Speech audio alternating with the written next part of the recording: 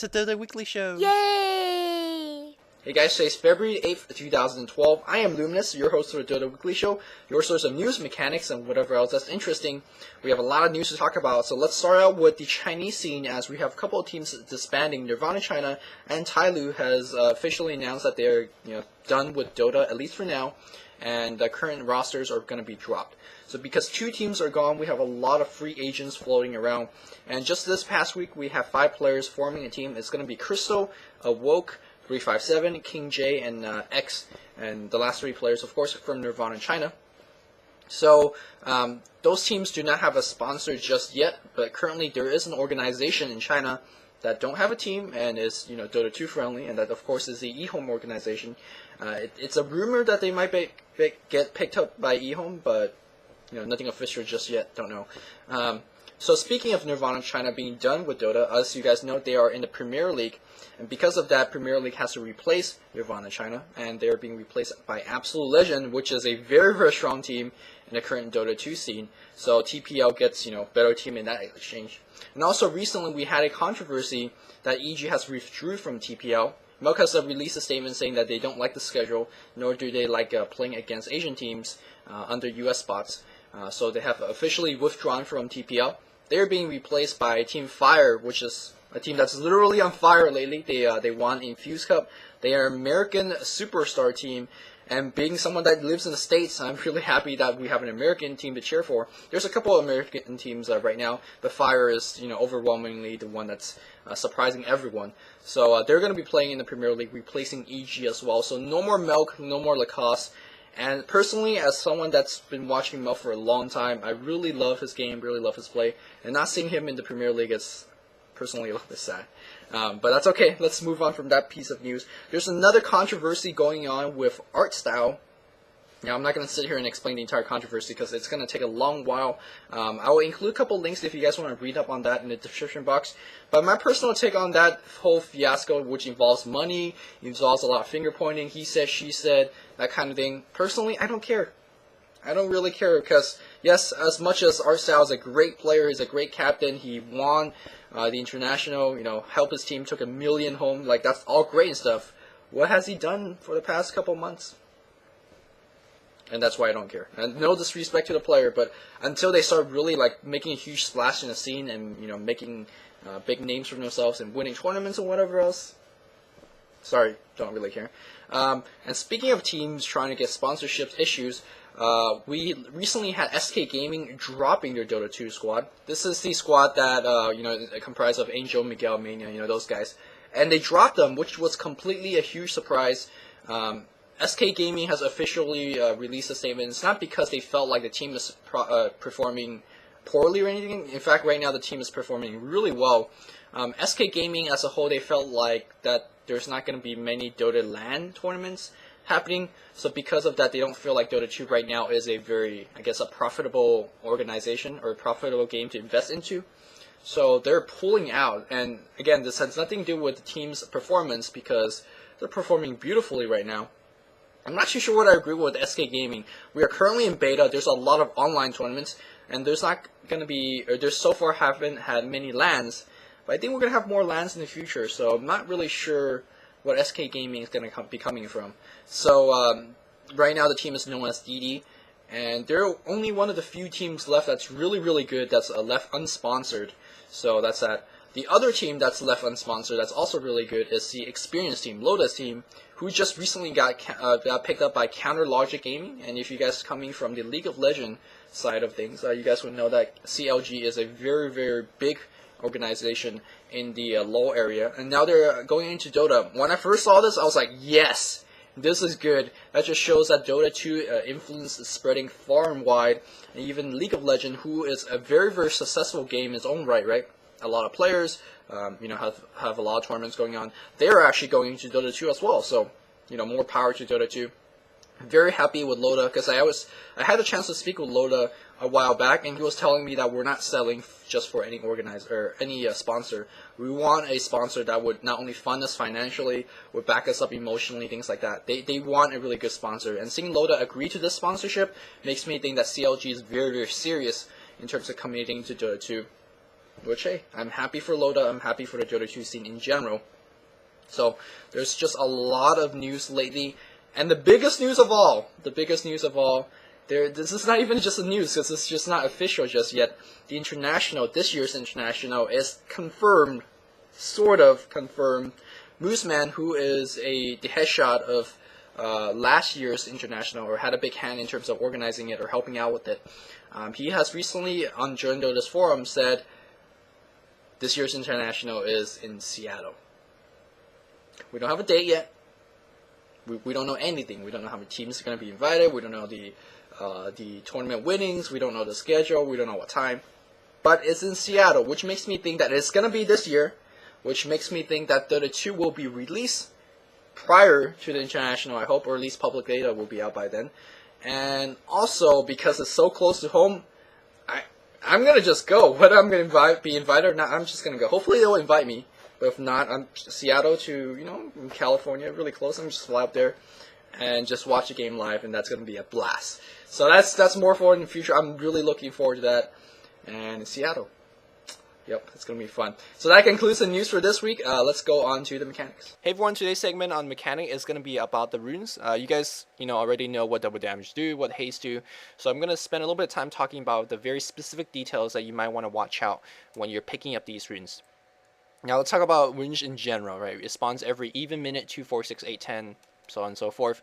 And also a recent change in the runes in general is that the two runes cannot spawn right after another. So if you had a haste rune before, the next rune is going to spawn, it's not going to be a haste rune. It's going to be one of the 4 other ones. So those are some of the general stuff about runes. Let's talk about double damage for now. Double damage obviously will double your damage like the rune suggests, but it only doubles damage based on your base damage, your stats, any bonus stats. So for example, if you have a Divine Rapier that gives plus damage, and you pick up a double damage rune, the double damage would not double raw plus damage items. It will double damage on things like stats, such as an Eagle Song or something like that. So be very careful. Do not overestimate what a double damage do. Also in Dota 1, when you pick up a double damage rune, anything in 500 AoE that you control, for example, if you're a meeple and you have other meeples, and you have all of them picking up a double damage rune, they all get the benefit. Unfortunately, in Dota 2, this is not the case yet. I believe that is a mistake, and that might get changed in the future. Also, in Dota 1, when you pick up a double damage and you use things like Black King Bar, it will dispel your double damage rune. In Dota 2, it does not. Again, I'm not too sure whether this is intended or not. I do believe it is a little bit OP for heroes such as Shadow Fiend or Lifestealer that could pick up a double damage and then still use peak AP and retain that DD. That's crazy stuff. So that's some Dota 1 and Dota 2 differences. DD rune lasts for 45 seconds, and generally that's more than enough time to pwn people in a team fight. So keep that in mind, especially if you have it in a bottle. The second rune we're going to talk about is the haste rune. Now the haste rune increases your maximum speed by 100%. Basically, you move 522 all the time. And one of the things that you have to really keep in mind about the haste rune is that even if they hex you, you're still going to be moving at 522. You just move so damn fast. So slow, it basically is impervious against slows and hexes, which is pretty OP stuff. Now the haste rune only lasts for 30 seconds, and really on Dota 2 you could kind of tell when your rune is running out. But if you're not really careful, you're going to be in enemy territory with your haste running out. It's one of the shortest rune in terms of duration. Also, same thing with the haste rune is that you could retain magical, or you could have magical immunity and still haste with it. So for example, it's very helpful for Juggernaut to actually pick up a haste rune, because in Dota 1, if you spin, which grants you magical immunity, the haste rune goes away. In Dota 2, it doesn't. Again, I believe this is a mistake, and Valve should change it. But I don't know if it's intended or not. The third rune I'm going to talk about is Illusion Rune. I feel like this rune is probably the least used rune, or least appreciated rune, and I think it's a lot of times a little bit underrated. Of course, it makes 2 illusions. They deal 35% damage. They take 300% damage. The thing about this rune is it lasts 75 seconds, which is going to be really, really good, especially if you grab it early game. For example, if you grab the rune around, or if you bottle the rune around 2 minutes, if the rune is going to spawn at 4 minutes, well, around 2:45, you can start popping that illusion rune and then just scout with those runes. Whether you're scouting the rune spot for the 4-minute rune, or whether you're going to be doing some pulls, use it whatever. If you want to last with it in the lane, I feel like illusion rune, even in late game situations, Still very, very good rune. You could bait out. A lot of times I hotkey the runes, you know, in Control 5 or something, and go bait out a nuke or bait out a couple of ultimates sometimes. It's really, really good rune, especially for some heroes such as Anti-Mage, Morphling, that could really benefit from these runes, do some big damage late game. So illusion runes, you can always have the opportunity to micro it around, use it to tank Roshan and whatever else. It's really, really good rune. Alright, the invisibility rune is a, well, it turns you invisible for 45 seconds. Now there is a 2-second fade time. That means that they could still hit you during that 2 seconds or stun you during that 2 seconds. But also, that means that you could also do actions yourself and still go into invisibility. So a lot of times you see someone bottling the invis rune. They use the invis and then they immediately use another charge of the bottle, so you get a little bit heal as you go into invis. You could TP with it. You could, you know, sometimes, for example, in a game I remember I was using, I had a bottle on Enigma and had an invis rune, so I blinked in, popped the invis and black hole, and it was, you know, black holing while invis. So there's some cool things that you could do with invis rune, taking advantage of that fade time. But aside from that, it's, you know, it's just a standard invis rune. 45 seconds. Again, it's one of the shorter duration of the runes, but you could do some crazy stuff like scouting, invisible path blocking and whatnot. Oh, speaking of path blocking, let's go back to illusion rune for a bit. Don't forget that, for example, if you have a hero that can stun or slow, after you drop a stun or slow and your hero is just auto-attacking, micro one of your illusion runes and use it to block. It's very a micro-intensive tactic, but if you can pull it off, you know, it will actually grant you a couple kills. And the last one is probably the most boring one, the regeneration rune. I mean, you guys could think about many uses of how you, you know, regen stuff. You nuke, you take damage, and regen stuff. One of the cooler trick that you could do with regeneration rune is, obviously use it when you're very low on the mana, but also, for example, if you're like, you basically have 0 mana, right? You pop the regen rune, and as you're regenning up, you could cast spells, and then you could keep regenning. The regen rune will keep regenning until you hit full. Also, the regen rune will stop regenning as you get hit, or when you heal by 3,000 HP and 2,000 mana over the 30 seconds. So if you're Storm Spirit and you pop the regen rune, don't think you're crazy, as you know, it only heals 2,000 mana in an instance, so be careful about that. So this is a pretty basic mechanic about runes, but I hope you guys learned something from it. Alright, that's it for the mechanic. Now, you guys have been telling me that Dota Weekly Show lately has been getting longer and longer and longer. I don't know what to say, man. The news, there's just so much news. Like, for example, in this edition of Dota Weekly Show, I've been cutting down on news as well. You know, there's a lot of stuff that I could got into, the Artstyle thing, the EG thing, but just want to go to the bare minimum because we just have a lot to talk about. And speaking of one thing that really caught my eyes is a stats project being brought up by a couple of Ghost Gamer guy. The guy that's in charge, his name is GG Show. Show is a shorthand. I don't even know how to say the full name, so I'm going to call him Show, GG Show. So anyways, he is actually starting a statistical project as my phone rings.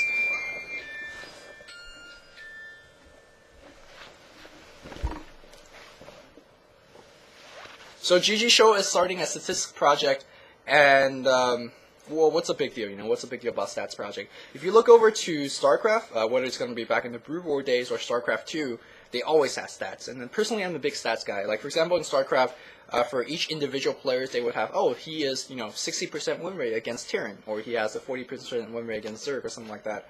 Or, for example, there are stats for maps. Like, oh, in this map here, Zerg versus Terran is Terran favored for 53% of the time. So those are always really interesting to watch, and it gives you a little bit more flavor as you go into the game, seeing players against each other with different stats and the map stats and stuff like that. Now for Dota, it's a little bit more different. In the past, we had, you know, hero statistics for things like a tournament. For example, we had stats for WTC, we have stats for SMM. You know, oh, for this hero has this win rate, but we never had a really huge compilation of data going into the full scale of Dota 2 stuff. So here we have that. We have a compilation of statistics from all the Dota 2 tournaments. This is the Defense, the Premier League, Dota 2 Brawl, and whichever tournament that's going to be coming up. And also they're backtracking, going back to getting data from DreamHack, from the International, you know, all the data. They're trying to get everything together. And I'm going to put a screenshot of those data for you guys to see. As you guys see, there's not just, you know, the win-loss ratio. We're talking about number of times being picked, how relevant they are, how quickly they win, what's their gold. This is, again, you can't really draw too much data just from statistics alone, but for me, it's just really fun to read. I know some of you guys out there are really into stats as well. And these guys are working on this. So far, there's only 2 people on the project, and they're collecting hundreds and hundred games of data, which takes quite a bit of time. So I just want to give them a huge shout out for so far taking so much time out of their lives and dedicating it back to the community. And also, if you guys want to help them out, I'll leave their email address in the description box. So I don't know exactly what they need help with, but if you're interested in helping out, really be sure to send them email, because I personally am using these statistics. Sometimes I cast Premier League, like, oh yeah, man, in Premier League, Broodmother has a 80% win rate, and that sounds really smart. That gives you a little bit more information about how the Broodmother is doing lately, and things like that. So I think it's just a great project. So if you guys are interested, email is in the description box. And finally, you guys have been PMing all day long about this. Yes, there's going to be another Betakey giveaway. This time I'm going to be giving away 15, did I say 50? I mean 15 Betakeys. And of course, the promise is I'm going to keep giving Betakeys until public beta is released. So I haven't gave Betakey for a couple weeks, so there's 15 for you guys. And then same thing, I'm going to give 5, and then 5 the next day, and 5 more. And I think that's it. Am I missing? No, I'm not. And that's it. As always, this is Luminous signing off. See you guys.